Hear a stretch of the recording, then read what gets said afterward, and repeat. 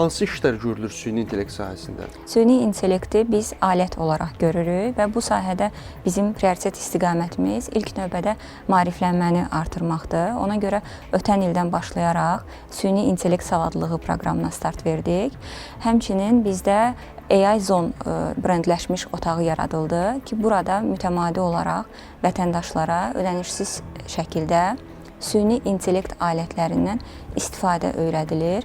Yəni biz nəzərdə tutmuşuq ki, və çox inanırıq ki, 2026-cı ildə biz vətəndaşların böyük bir qismini əhatə edəcəyik ki, onların hər biri məlumatlı olsunlar ki, süni intellekt aləti nədir, ondan necə istifadə edə bilərəm, işimdə necə səmərəliliyə nail ola bilərəm, necə effektivliyi artıra bilərəm. Bu sahədə işlər davam edir. Ümumiyyətlə, sırf bu təlimlər həm onlayn, həm də offlayn formatda keçirilir. Növbəti mərhələlərdə bizim hədəfimiz həm də video məzmunlar hazırlamaqdır ki, gələ bilməyən, iştirak edə bilməyən həmin o işgüzar şəxslər həm də bizim platformadan... Yəni, fiziki olaraq tədbirdə iştirak edə bilmir, həmin an onlayn qoşula bilmir, video hazırda, həmin adam istənilən vaxt videonu izləyir və maariflənir. Doğrudur? Bəli, həmin videolar Asa İnnovativ İnkişaf Mərkəzinin səhifəsində yaxın gələcəkdə olacaq.